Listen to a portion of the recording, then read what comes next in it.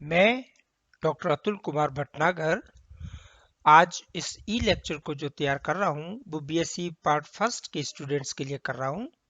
इसका टॉपिक है activating and deactivating substituent, सक्रिय कारक एवं निष्क्रिय कारक प्रतिस्थापी समूह। बेंजीन वल्ले के साथ कोई भी समूह जुड़ा हुआ हो तो वो अपना प्रभाव प्रदर्शित करेगा। वो अपना प्रभाव कैसे प्रदर्शित करेगा कि या तो बेंजीन वल्ले को एक्टिवेट कर देगा, क्रियाशील बना देगा, सक्रिय बना देगा, और या उसको डीएक्टिवेट कर देगा, निष्क्रिय कारक बना देगा या निष्क्रिय कर देगा। ऐसा क्यों? क्योंकि यदि एक्टिवेट कर देगा तो अभिक्रिया ज्यादा होगी, डीएक्टिवेटिंग कर देगा तो बेंजीन वल्ले का प्रभाव कम होगा। अब किस परिस्थिति में कम होगा, किस परिस्थिति में ज्यादा होगा, कौन सा प्रतिस्थापी समूह कैसे इसको अपने प्रभाव को प्रदर्शित करेगा, वो अपन इस टॉपिक के अंतर्गत आज पढ़ेंगे। कैसे बिहेव करते हैं और क्या उनका इफेक्ट होता है वो हम पढ़ेंगे। बेंजीन वल्ले में कार्बन परमाणु के साथ जुड़े हुए समूह, कोई भी समूह जुड़े, वो अपना एक इलेक्ट्रॉनिक प्रभाव प्रदर्शित करता है। उसका एक इलेक्ट्रॉनिक प्रभाव निश्चित तौर से होता है जिसके कारण बेंजीन वल्ले या तो सक्रिय हो जाएगी या निष्क्रिय हो जाएगी।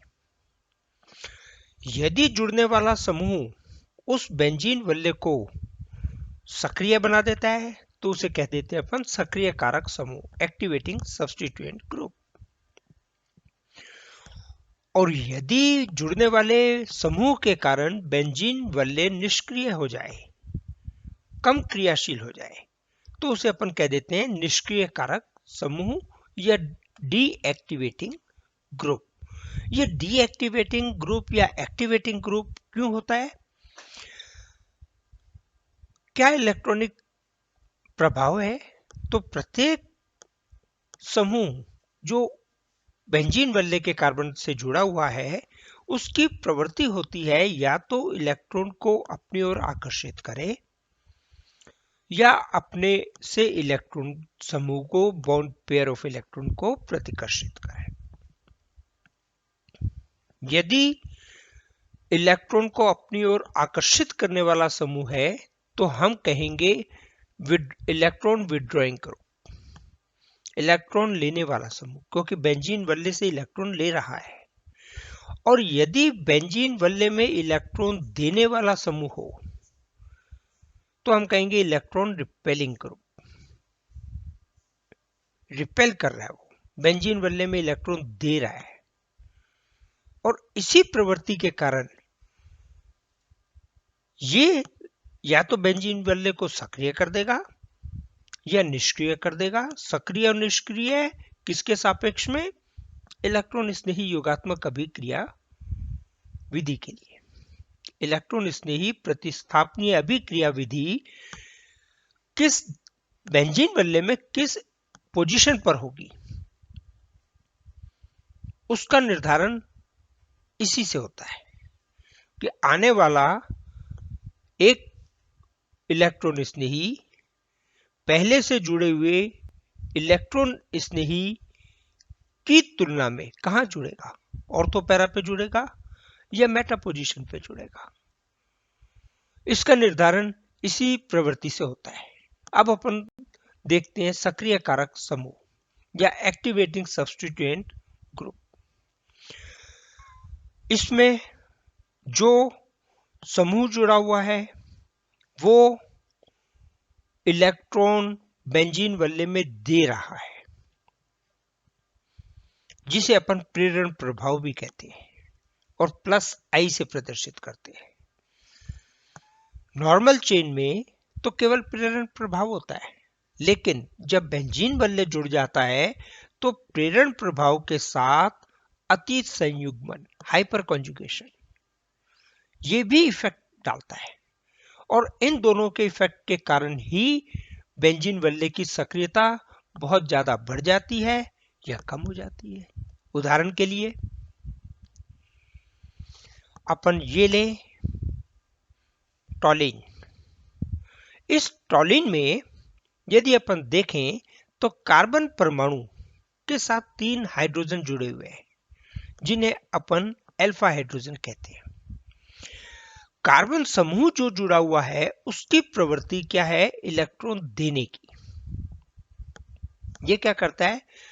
एक हाइड्रोजन परमाणु का बंध या बंध electron, bond pair of electron, carbon और इस बेंजीन वल्ले के कार्बन दोनों के मध्य स्थानांतरित हो जाता है, जिसके फलस्वरूप जो हाइड्रोजन परमाणु है, हाइड्रोजन परमाणु कार्बन से पृथक हो जाता है। कार्बन से पृथक होकर ये देखिए धन आवेश के रूप में हो जाएगा। और जैसे ही कार्बन इस कार्बन के साथ बंध बनाएगा, क्या होगा?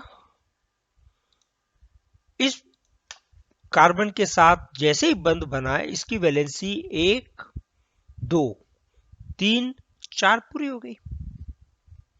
तो ये बेंजीन वल्ले का कार्बन जो साथ वाले कार्बन परमाणु से डबल बॉन्ड बनाए हुए है, द्विबंध बनाया हुआ है, पाई बंध बनाया हुआ है, वो पाई बंध टूट जाता है।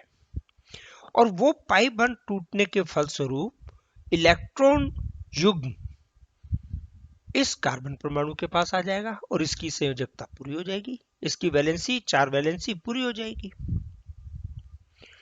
1, 2, एक हाइड्रोजन से और एक इलेक्ट्रॉन पेयर आ गया। ऐसी परिस्थिति में आप देखें इलेक्ट्रॉन इस कार्बन से बेंजीन वल्ले में आ गया, फलस्वरूप बेंजीन वल्ले में इलेक्ट्रॉन का घनत्व बढ़ गया, इलेक्ट्रॉन डेंसिटी बढ़ गई। इसे अपन क्या कहेंगे? Plus I effect. अब ये जो इलेक्ट्रॉन बढ़ गया, ये क्या करेगा? Hyper conjugation. हाइपर कॉन्जुगेशन या अति संयुग्मन के कारण ये जो इलेक्ट्रॉन यहां पर आ गया, ये अनुनाद प्रदर्शित करेगा। इस पोजीशन से, जिस पोजीशन पर ये है, ऑर्थो पोजीशन पर जो है, उस पोजीशन से एक कार्बन एटम छोड़ करके ये इस कार्बन परमाणु के पास, जिसे अपन पैरा पोजीशन कहते हैं, स्थानांतरित हो जाएगा। ये जो डबल बॉन्ड है, ये इसके विपरीत दिशा पीछे की साइड इस जगह पे शिफ्ट हो जाएगी। तो क्या हुआ? क्या परिस्थिति बनी कि ये डबल बॉन्ड तो यहां गया, ये डबल बॉन्ड अपनी पोजीशन पर है और ये इलेक्ट्रॉन युग्म पैरा पोजीशन पर आ गया। अब इस पैरा पोजीशन से ये इलेक्ट्रॉन युग्म आगे की ओर ट्रेवल करेगा और इस कार्बन परमाणु पे स्थानांतरित हो जाएगा, जो पुनः ऑर्थो पोजीशन है। और ये जो डबल बॉन्ड है, ये इधर शिफ्ट हो जाएगा पीछे की दिशा में, जो कि अनुनाद का नियम है। तो ये शिफ्ट होने के कारण संरचना कौन सी बन जाएगी? ये वाली। तो अब आप इसमें देखें कि इलेक्ट्रॉन युग्म जो बेंजीन वल्ले में स्थानांतरित हुआ, वो ऑर्थो पोजीशन यहां पर है, ये पोजीशन, पैरा पोजीशन यहां पर है, और पुनः ये ऑर्थो पोजीशन यहां पर है। तो जो अपन बात करते हैं सक्रिय की, या अपन कहते हैं ऑर्थो पोजीशन पर आने वाला समूह जुड़ेगा या मेटा पोजीशन पर जुड़ेगा, इसका निर्धारण ये इलेक्ट्रॉन के बेंजीन वल्ले में आने और इलेक्ट्रॉन युग्म के बेंजीन वल्ले से जाने पर निर्भर करता है। वो कैसे? कि आप 2 पोजीशन देखें, ऑर्थो, पैरा और मेटा, इनमें कंपैरिजन करें। जब कार्बन ने, इस समूह ने, टॉलिन समूह ने एक इलेक्ट्रॉन युग्म दे दिया बेंजीन वल्ले को, जो कि ऑर्थो, पैरा और ऑर्थो पोजीशन पर घूम रहा है, ऑल्टरनेट कार्बन एटम्स पर घूम रहा है, तो ऑल्टरनेट कार्बन पोजीशंस पर इलेक्ट्रॉन का घनत्व, डेंसिटी ऑफ इलेक्ट्रॉन जो अपन कहें, वो बढ़ गई मेटा की तुलना में। मेटा पे तो उतने ही इलेक्ट्रॉन है जितने पहले थे, लेकिन ऑर्थो और पैरा पोजीशन पर अतिरिक्त इलेक्ट्रॉन आ गए, एडिशनल इलेक्ट्रॉन्स आ गए। एक इलेक्ट्रॉन एडिशनल आ गया, जिसके कारण ऋण आवेश आ गया। अब जो इलेक्ट्रॉन इसने ही है जो प्रतिस्थापित करने आ रहा है, वो उस जगह पे जुड़ेगा जहां इलेक्ट्रॉन का घनत्व अधिक है, इलेक्ट्रॉन डेंसिटी अलग है, ज्यादा है। इलेक्ट्रॉन डेंसिटी ज्यादा कहां है? ऑर्थो पैरा पोजीशन पर। तो टॉलिन के केस में इलेक्ट्रॉन डेंसिटी कहां जुड़ रही है? इस पोजीशन पर, ऑर्थो पैरा पोजीशन पर। अब अपन और बात करें, टॉलिन में हाइड्रोजन परमाणु CH3 समूह से अपन ने प्रतिस्थापित कर दिए, हटा दिए, हाइड्रोजन हटा दिए, CH3 ग्रुप लगा दिए। ऐसी परिस्थिति में ये कार्बन अपना बॉन्ड नहीं तोड़ रहा, तो केवल प्लस आई इफेक्ट हो रहा है, इसमें हाइपर कॉन्जुगेशन नहीं हो रहा। हाइपर कॉन्जुगेशन क्यों नहीं हो रहा? क्योंकि ये बॉन्ड टूट के इधर आए और इसका इलेक्ट्रॉन युग्म इधर आए और इसका इलेक्ट्रॉन युग्म इस कार्बन के पास आए, तभी हाइपर कॉन्जुगेशन होगा, अति संयुग्मन तभी होगा। चूंकि इसमें हाइपर कॉन्जुगेशन नहीं हो रहा, तो केवल प्लस आई इफेक्ट हो रहा है, इसीलिए इसकी क्रियाशीलता टॉलिन की कंपैरिजन में, टॉलिन की तुलना में कम है। ये आप ध्यान रखना, कभी कभी पूछ लेते हैं दोनों एग्जाम्पल देके कि इसकी क्रियाशीलता टॉलिन की तुलना में कम क्यों है। तो आप ध्यान रखना, इसमें सिर्फ प्लस आई इफेक्ट है, इसमें कोई हाइपर कॉन्जुगेशन नहीं है। अब अपन बात करें निष्क्रिय कारक ग्रुप या ऐसे समूह जो डीएक्टिवेटिंग है, जिनमें सब्स्टिट्यूएंट जो जुड़ा है वो डीएक्टिवेटिंग है। डीएक्टिवेटिंग का क्या मतलब होगा? माइनस आई प्रभाव करेगा। माइनस आई प्रभाव का मतलब वो इलेक्ट्रॉन बेंजीन वल्ले में से खींचेगा। अपन ने उधर टॉलिन का एग्जाम्पल लिया, उसका ठीक विपरीत एग्जाम्पल अपन लेते हैं जिसमें हाइड्रोजन की जगह कार्बन के साथ 3 क्लोरीन एटम जुड़े हुए हैं। क्लोरीन एटम जो जुड़े हुए हैं उनकी वैद्युत ऋणता या इलेक्ट्रोनेगेटिविटी बहुत ज्यादा है। तो ये इलेक्ट्रोनेगेटिविटी के कारण क्या करेंगे कि कार्बन और क्लोरीन के जो बंध है उसको अपनी ओर खींच लेंगे, जिसके कारण टेम्परेरी रूप से इस कार्बन पर प्लस आवेश हो जाएगा। जैसे ही इस पे प्लस आवेश होगा तो ये इस कार्बन जो बेंजीन वल्ले के कार्बन से जुड़ा हुआ है उस कार्बन को अपनी ओर, उस बॉन्ड पेयर ऑफ इलेक्ट्रॉन को इस कार्बन और बेंजीन वल्ले कार्बन के बंध के बीच में जो इलेक्ट्रॉन युग्म है, इलेक्ट्रॉन पेयर है, उसको अपनी ओर खींचेगा। तो प्रेरण प्रभाव क्या है? एक से एक कार्बन परमाणुओं की तरफ श्रृंखला में या वल्ले में बढ़ता जाता है, और जिसके फलस्वरूप ये बेंजीन वल्ले में से इलेक्ट्रॉन को अपनी ओर खींच लेगा, और इस इफेक्ट को क्या कहते हैं? Minus I effect. और माइनस आई इफेक्ट के कारण अपन कह रहे हैं इसको मेटा डायरेक्टिंग, मेटा दृष्टकारी प्रभाव करेगा। आने वाले समूह को यह रास्ता बताएगा कि तुम्हें मेटा पोजीशन पर जुड़ना है। इसका मतलब यह समूह ऐसी परिस्थिति उत्पन्न करेगा कि मेटा पोजीशन पर इलेक्ट्रॉन का घनत्व ऑर्थो और पैरा की तुलना में अधिक हो जाए, तभी इलेक्ट्रॉन इसने ही वहां जाकर के प्रतिस्थापित करेगा, नहीं तो ऑर्थो पैरा पे करेगा। तो जब इसने इलेक्ट्रॉन खींचा उसके कारण माइनस आई इफेक्ट हुआ और अपन ने कहा मेटा दृष्टकारी है, तो इस मेटा दृष्टकारी प्रभाव को अपन अति संयुग्मन या हाइपर कंजुगेशन के द्वारा बेहतर तरीके से समझ सकते हैं। ये संरचना क्लोरीन अलग हो गया, क्लोरीन पे नेगेटिव चार्ज आ गया और इसने कार्बन ने इस कार्बन बेंजीन वाले के कार्बन से डबल बॉन्ड बना लिया, द्विबंध बना लिया। अब जब द्विबंध बन गया तो इस कार्बन वैलेंसी की जिससे कार्बन CCl3 का कार्बन जुड़ा हुआ है उसकी वैलेंसी पूरी हो गई। 1 2 3 4 कार्बन ज्यादा से ज्यादा 4 बॉन्ड बना सकता है। तो बेंजीन वल्ले का कार्बन साथ वाले कार्बन परमाणु से इलेक्ट्रॉन युग्म लेकर पाई बंध तोड़ देगा। यहाँ पे जो एक एक इलेक्ट्रॉन का साझा किया था, यहाँ पे इस पोजीशन पर ये पाई बंध जो बना है वो दोनों कार्बन परमाणुओं का एक एक इलेक्ट्रॉन है। ये इलेक्ट्रॉन युग्म कहां स्थानांतरित हो गया? इधर। इसकी भी वैलेंसी पूरी हो गई क्लोरीन से हटने के कारण और इसकी भी वैलेंसी पूरी हो गई।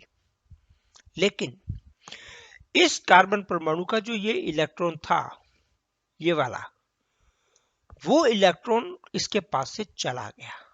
तो फलस्वरूप क्या हुआ? इस कार्बन के पास में एक धन आवेश उत्पन्न हो गया, पॉजिटिव चार्ज उत्पन्न हो गया। आवेश चाहे धन हो चाहे ऋण हो, वो अल्टरनेट कार्बन एटम पर अनुनाद को नियमों की पालना करते हुए घूमेगा। अब यहां पर धन आवेश जो उत्पन्न हुआ है वो चलेगा और तीसरी एक कार्बन को छोड़कर अगले कार्बन परमाणु के पास स्थानांतरित होगा। और ये जो एटम है, ये जो बॉन्ड है, ये बैकवर्ड डायरेक्शन में स्थानांतरित हो जाएगा। संरचना ये बन जाएगी, धनावेश पैरा पोजीशन पर आ गया। यहां से ये धन आवेश चलेगा और कहां जाएगा? इस पोजीशन पर, दूसरी साइड ऑर्थो पोजीशन पर। तो धनावेश यहां गया, बॉन्ड बैकवर्ड डायरेक्शन में आ जाएगा तो बॉन्ड इधर आ गया इन दो कार्बन के बीच में। संरचना ये बन गई। अब आप देखिए, कंपैरिजन करिए ऑर्थो पैरा और मेटा पोजीशन में इलेक्ट्रॉन की डेंसिटी का। टॉलिन में ऋणावेश उत्पन्न हुआ था तो ऑर्थो पैरा पे इलेक्ट्रॉन डेंसिटी मेटा की तुलना में बढ़ गई थी, लेकिन यहां बिल्कुल विपरीत हो रहा है। यहां धन आवेश उत्पन्न हो रहा है तो ऑर्थो पैरा पोजीशन पर मेटा की तुलना में इलेक्ट्रॉन का घनत्व, इलेक्ट्रॉन डेंसिटी कम हो गई। मेटा पोजीशन पर इलेक्ट्रॉन डेंसिटी ऑर्थो पैरा की तुलना में बढ़ गई। सीधे शब्दों में, जब मेटा पोजीशन पर इलेक्ट्रॉन डेंसिटी बढ़ गई तो इनकमिंग इलेक्ट्रोफाइल, जो इलेक्ट्रोफाइल प्रतिस्थापनीय अभिक्रिया करने आ रहा है, वो उस पोजीशन पर जुड़ेगा जहां पर पहले इलेक्ट्रॉन डेंसिटी अधिक है। वो कहां पे है? मेटा पोजीशन पर। तो मेटा पोजीशन पर अधिक होने के कारण आने वाला समूह कहां जुड़ेगा? मेटा पोजीशन पर। और इसीलिए इसे अपन क्या कह देते हैं? मेटा दृष्टकारी प्रभाव, मेटा डायरेक्टिंग ग्रुप। उसने डायरेक्शन दी, पहले से जुड़े हुए समूह ने डायरेक्शन दी इनकमिंग इलेक्ट्रोफाइल को कि तुम मेटा पर जुड़ो। कैसे डायरेक्शन दी? कि उसने परिस्थिति उत्पन्न की, इलेक्ट्रॉन डेंसिटी मेटा पोजीशन पर बढ़ा दी। ये इसका निष्क्रिय कारक या डीएक्टिवेटिंग सब्स्टिट्यूएंट हो गए। अब अपन बात करें कि दो प्रभाव देखें जो अपन ने, प्रेरण प्रभाव और हाइपर कॉन्जुगेशन अति संयुग्मन प्रभाव। ये यदि किसी यौगिक में ऐसी परिस्थिति हो कि -I प्रभाव हो और जो M प्रभाव है, अति संयुग्मन का प्रभाव है, वो भी माइनस प्रवृत्ति का है, वो भी निष्क्रिय कारक बनाने वाला है। ऐसी परिस्थिति में जो बेंजीन वल्ले है अति निष्क्रियकारी प्रभाव प्रदर्शित करेगी। हाइपर कॉन्जुगेशन भी माइनस है और इंडक्टिव इफेक्ट आई प्रभाव भी माइनस है। कैसे? बहुत ज्यादा निष्क्रिय कारक क्यों कर देगी? ऐसे समूह को अपन स्ट्रॉन्ग मेटा डायरेक्टिंग समूह क्यों कहेंगे? तो ये NO2 ग्रुप है। NO2 ग्रुप बेंजीन वल्ले से जुड़ा हुआ है। ये नाइट्रोजन इलेक्ट्रोनेगेटिव एटम है, वैद्युत ऋणी तत्व है। ये इलेक्ट्रॉन पेयर को, जो बॉन्ड पेयर ऑफ इलेक्ट्रॉन है कार्बन और नाइट्रोजन के बीच में, उसको अपनी ओर खींचेगा, जिसके कारण बेंजीन वल्ले में माइनस प्रभाव होगा। जिसके कारण बेंजीन में माइनस आई प्रभाव होगा, इंडक्टिव इफेक्ट का माइनस प्रभाव होगा, निष्क्रिय कारक हो जाएगा। अब आप NO2 की संरचना देखें। NO2 के साथ में दो इलेक्ट्रॉन जुड़े हुए हैं। ये देखिए, दो ऑक्सीजन, दो इलेक्ट्रोनेगेटिव एटम जुड़े हुए हैं ऑक्सीजन, एक डबल बॉन्ड से, एक उपसहसंयोजक बंध से, जिसमें अपन ने कोवेलेंट बॉन्ड बनाया, उसमें माइनस चार्ज लगा दिया। इन दोनों ऑक्सीजन एटम्स की नाइट्रोजन के कंपैरिजन में फिर इलेक्ट्रोनेगेटिव एटम है, ये भी, नाइट्रोजन भी और ऑक्सीजन भी। इनके बीच में एक अलग अनुनाद चलता है, जिसके फलस्वरूप ये bond pair of electron oxygen अपनी ओर खींच लेता है। ये अनुनाद कैसे प्रदर्शित करता है कि ये ऑक्सीजन ऋण आवेश इस पे भी हो सकता है और ये ऋण आवेश इस पे भी हो सकता है, लेकिन अति संयुग्मन के समय ये बॉन्ड पेयर जो है इलेक्ट्रॉन्स का, जो पाई बॉन्ड में है, नाइट्रोजन ऑक्सीजन के बीच में है, वो ऑक्सीजन की तरफ स्थानांतरित हो जाता है,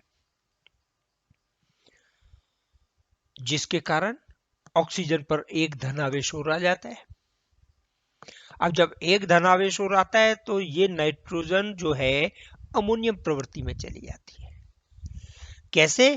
कि ये जो नाइट्रोजन ने कार्बन के साथ बंद पेयर बनाया हुआ है, उसको नाइट्रोजन अपने पास ले लेता है और डबल बॉन्ड बना देता है।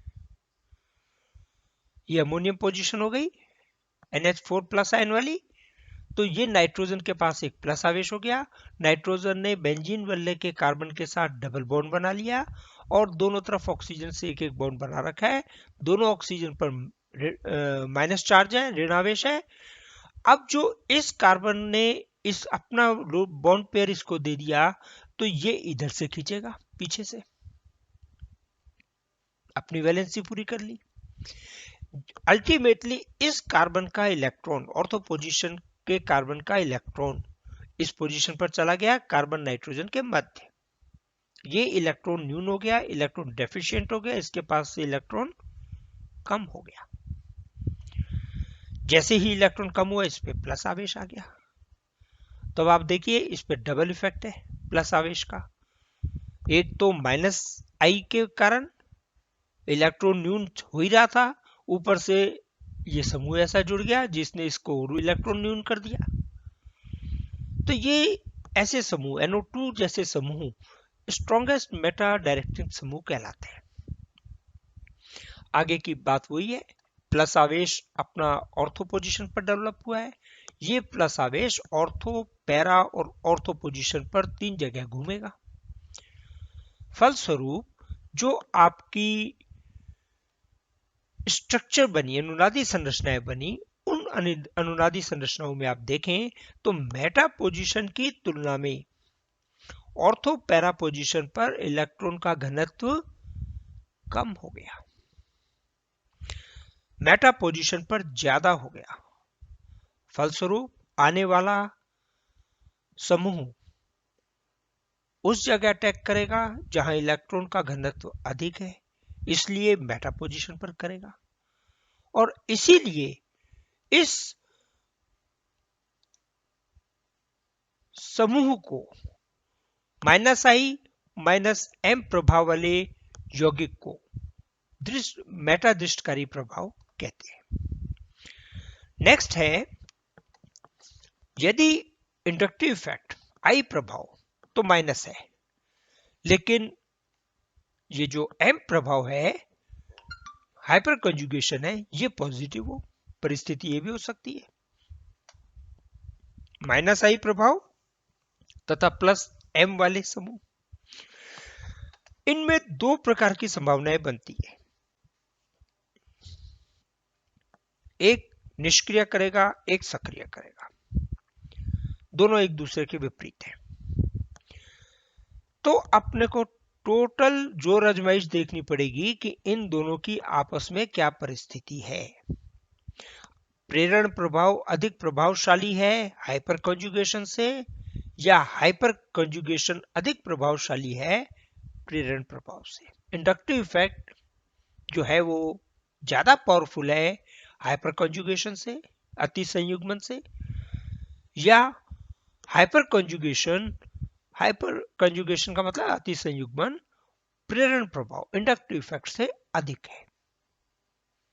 तो ए में अपन पढ़ेंगे व्हेन आई और inductive effect is greater than mesomeric effect, hyper conjugation. तो इसमें क्या है, ऑर्थोपैरा दृष्टकारी प्रभाव प्रदर्शित करेगा। क्यों? निष्क्रिय प्रभाव प्रदर्शित करेगा। माइनस आई का मतलब इलेक्ट्रॉन जो समूह जुड़ा हुआ है बेंजीन वल्ले का इलेक्ट्रॉन युग्म अपनी ओर ले रहा है, इलेक्ट्रॉन घनत्व बेंजीन वल्ले में कम कर रहा है। जब कम कर रहा है तो दृष्टकारी प्रभाव कौन सा होगा, निष्क्रिय कारक प्रभाव या डीएक्टिवेटिंग ग्रुप होगा। दृष्टकारी कौन सा है, ऑर्थो या पैरा। क्यों है? अपन कह रहे हाइपर कंजुगेशन के कारण इलेक्ट्रॉन आएगा, बिल्कुल आएगा। इसने इलेक्ट्रॉन डेंसिटी कम कर दी। ये देखो अपन ने कार्बन क्लोरीन एक बहुत इलेक्ट्रोनेगेटिव एटम है, इसकी वैद्युत ऋणता बहुत अधिक है। तो कार्बन क्लोरीन का जो बंद इलेक्ट्रॉन है उसको अपनी ओर खींचेगा, जिसके कारण बेंजीन वल्ले में माइनस आई प्रभाव उत्पन्न होगा। ये तो हुआ इंडक्टिव इफेक्ट। अब अपन इन तीन में स्ट्रक्चर्स में हाइपर कंजुगेशन देखें, अति संयुग्मन। तो ये क्लोरीन परमाणु अपना बंद पेयर जो इलेक्ट्रॉन का है वो इस बॉन्ड पेयर को दे देगा कार्बन क्लोरीन के मध्य। तो ये डबल बॉन्ड बन गया, क्लोरीन पे प्लस आवेश आ गया और इसके ऊपर डबल बॉन्ड बन गया। जैसे ही डबल बॉन्ड बना तो ये कार्बन साथ वाले कार्बन जिससे द्विबंध से जुड़ा हुआ है अपना पाई बॉन्ड तोड़ेगा। जब पाई बॉन्ड तोड़ेगा तो वो इलेक्ट्रॉन युग्म बॉन्ड पेयर ऑफ इलेक्ट्रॉन जो है बंद इलेक्ट्रॉन का बंद पेयर, वो साथ वाले कार्बन परमाणु पर चला जाएगा। आप टॉलिन वाली स्थिति देखें, इलेक्ट्रॉन डेंसिटी ऑर्थो पोजीशन पर बढ़ गई क्योंकि बॉन्ड पेयर ऑफ इलेक्ट्रॉन जो है, इलेक्ट्रॉन का बंद का इलेक्ट्रॉन पेयर जो है वो इस कार्बन परमाणु पर स्थानांतरित हो गया। अब इस पर स्थानांतरित होने के बाद में क्या परिस्थिति बनेगी कि ये वही अनुनाद प्रदर्शित करेगा और पैरा पोजीशन पर जाएगा। जैसे ही ये पैरा पोजीशन पर जाएगा बंद पीछे की ओर स्थानांतरित हो जाएगा, स्ट्रक्चर ये बन जाएगी। जो इलेक्ट्रॉन पेयर है या माइनस आवेश है वो कहां गया, पैरा पोजीशन पर।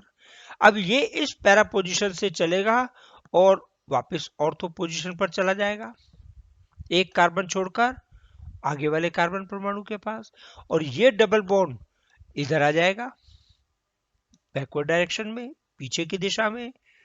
किसके पीछे की दिशा में, जिस दिशा में अपना आवेश स्थानांतरित हुआ है। तो इस संरचना कौन सी बन जाएगी, ये। इन संरचनाओं में आप देखें ऑर्थो पैरा पोजीशन पर मेटा की तुलना में इलेक्ट्रॉन घनत्व बढ़ गया, निष्क्रिय कारक प्रभाव प्रदर्शित हो रहा है। निष्क्रिय कारक प्रभाव माइनस आई इफेक्ट के कारण हो रहा है, लेकिन हाइपर कंजुगेशन के कारण electron density ortho para position पर मेटा की तुलना में अधिक हो गई।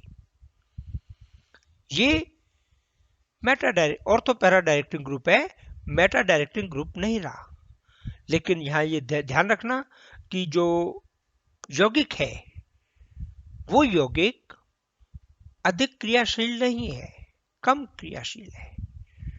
ऑर्थो पैरा की रिएक्शंस कम प्रदर्शित करता है। क्यों? क्योंकि एक माइनस इफेक्ट है और एक प्लस एम का इफेक्ट आ रहा है, और इसी कारण से इसको निष्क्रिय प्रभाव अपन प्रदर्शित करते हैं। अब कोई ऐसा समूह जुड़ा हो जो माइनस आई प्रभाव प्रदर्शित करे, लेकिन उसमें प्लस एम प्रभाव माइनस आई प्रभाव की तुलना में अधिक हो, हाइपर कॉन्जुगेशन इंडक्टिव इफेक्ट को ओवरकम करे। हाइपर कॉन्जुगेशन अधिक प्रभावशाली हो इंडक्टिव इफेक्ट।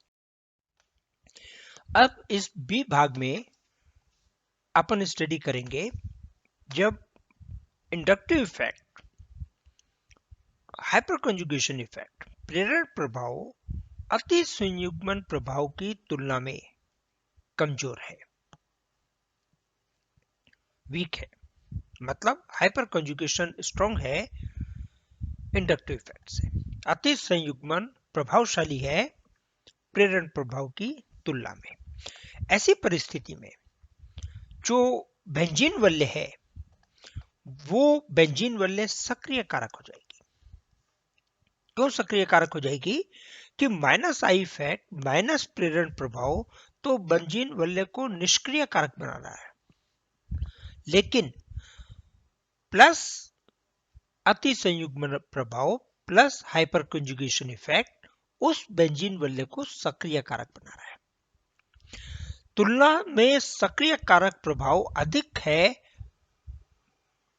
निष्क्रिय कारक प्रभाव के, या यूं कहें अति संयुग्मन जो सक्रिय कारक बना रहा है वलय को, उसका प्रभाव अधिक है प्रेरण प्रभाव के जो निष्क्रिय कारक बना रहा है।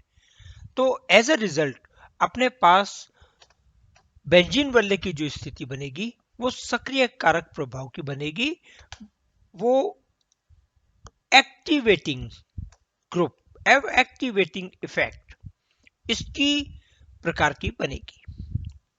अपन उदाहरण ले तो उदाहरण फिनॉल का। फिनॉल में OH समूह जुड़ा हुआ है, ऑक्सीजन इलेक्ट्रोनेगेटिव एटम है। इलेक्ट्रोनेगेटिव होने के कारण ये बेंजीन वलय के इलेक्ट्रॉन को अपनी ओर खींचेगी। इसका मतलब माइनस आई इफेक्ट हो रहा है, इलेक्ट्रॉन का घनत्व बेंजीन वलय में कम कर रहा है। ठीक है, लेकिन ऑक्सीजन साथ ही क्या कर रहा है कि अपना इलेक्ट्रॉन पेयर इस कार्बन को दे रहा है। कौन से कार्बन को? जो बेंजीन वलय का है, जिससे ऑक्सीजन जुड़ा हुआ है, और डबल बॉन्ड बना रहा है। ऑक्सीजन पर धनावेश आ रहा है। अब जब इसके पास, इस कार्बन परमाणु के पास अतिरिक्त इलेक्ट्रॉन आ गया, तो ये इस कार्बन जो बेंजीन वलय में द्विबंधित कार्बन है, उस कार्बन परमाणु के साथ अपना पाई बॉन्ड तोड़ देगा, और इस प्रकार तोड़ेगा कि इलेक्ट्रॉन युग्म, कौन सा? बॉन्ड पेयर ऑफ इलेक्ट्रॉन, बंद इलेक्ट्रॉन युग्म, ये कार्बन परमाणु साथ वाले कार्बन परमाणु पर स्थानांतरित हो जाए। उस कार्बन की वैलेंसी भी पूरी हो गई, लेकिन बेंजीन वलय में एक अतिरिक्त इलेक्ट्रॉन आ गया, और वो अतिरिक्त इलेक्ट्रॉन ऑर्थो पोजीशन पर आया है। माइनस चार्ज यहां पर है ऑर्थो पोजीशन के कार्बन परमाणु पर। ये ऑर्थो पोजीशन का बॉन्ड पेयर ऑफ इलेक्ट्रॉन जो आया है, ये अनुनाद शो करेगा। अनुनाद में एकांतर कार्बन परमाणुओं पर जाएगा, एक कार्बन छोड़कर अगले वाले कार्बन परमाणु के पास। क्या स्थिति बनेगी? यहां से ये इलेक्ट्रॉन पेयर चला और इस कार्बन के पास गया। जब इसके पास गया तो इसकी वैलेंसी चेंज हुई, तो ये जो बॉन्ड पेयर इलेक्ट्रॉन है या डबल बॉन्ड है, ये डबल बॉन्ड पीछे की दिशा में स्थानांतरित हो जाएगा, बैकवर्ड डायरेक्शन में चला जाएगा। किसकी बैकवर्ड डायरेक्शन? जिस दिशा में चार्ज गया है, जिस डायरेक्शन में चार्ज गया है उसके विपरीत दिशा में, पीछे की साइड। तो इन दो कार्बन परमाणुओं के मध्य आ गया, ये स्थिति बन गई, ये संरचना बन गई। अब इस पैरा पोजीशन से वापस चलेगा और ऑल्टरनेट एटम पे एक एटम को छोड़ के आगे वाले एटम के पास ये स्थानांतरित हो गया इस पोजीशन पर। तो यहां पे आ गया आवेश, बॉन्ड बैकवर्ड डायरेक्शन में आ गया। बैकवर्ड डायरेक्शन का मतलब इस जगह पे आ गया। तो ये आपका अनुनाद का नियम है, उसके फॉलो करेगा, चार्ज कोई सा भी हो, चाहे धन आवेश हो चाहे ऋण आवेश हो। अब इस परिस्थिति में अपन देखें, ऑर्थो पैरा पोजीशन पर ऋण आवेश जा रहा है। इसका मतलब, सीधा मतलब क्या हुआ कि ऑर्थो पैरा पोजीशन पर इलेक्ट्रॉन का घनत्व मेटा स्थिति की तुलना में अधिक हो गया। तो आने वाला इलेक्ट्रॉन स्नेही किस जगह पर अटैक करेगा? जहां पर ऋण आवेश अधिक है, माइनस चार्ज अधिक है। ऑर्थो पोजीशन पर और पैरा पोजीशन पर इलेक्ट्रॉन घनत्व अधिक है, तो आने वाला समूह या तो ऑर्थो पे जुड़ेगा या पैरा पे जुड़ेगा, मेटा पे नहीं जुड़ेगा। तो इसको अपन क्या कहेंगे? ऑर्थो पैरा दृष्टकारी प्रभाव या ऑर्थो पैरा डायरेक्टिंग ग्रुप। ये आपके कुल संरचनाएं हैं जिसके इफेक्ट्स है प्रेरण प्रभाव और अतिसंयुग्मन, इंडक्टिव इफेक्ट और मेसोमेरिक हाइपर कंजुगेशन, जिसके कारण अपने मेसोमेरिक इफेक्ट डेवलप हो रहा है, जिसके कारण आने वाला समूह, आने वाला इलेक्ट्रोफाइल पहले से जुड़े हुए इलेक्ट्रोफाइल की डायरेक्शन में अपनी स्थिति निर्धारण करेगा कि ऑर्थो पैरा पे जुड़े या मेटा पे जुड़े। ऑर्थो पैरा पे जुड़ेगा तो अपन कहेंगे ऑर्थो पैरा डायरेक्टिंग ग्रुप है, मेटा पे जुड़ेगा तो अपन कहेंगे मेटा डायरेक्टिंग ग्रुप है। ये इसका कुल आपका क्वेश्चन पूछा जाता है, जो उसमें यही सारे प्रभाव पूछे जाते हैं। यही आपको संरचनाएं बनानी है, यही अनुनादी संरचनाएं बना के आपको प्रदर्शित करना है। ये आपका कुल आज का टॉपिक है। धन्यवाद।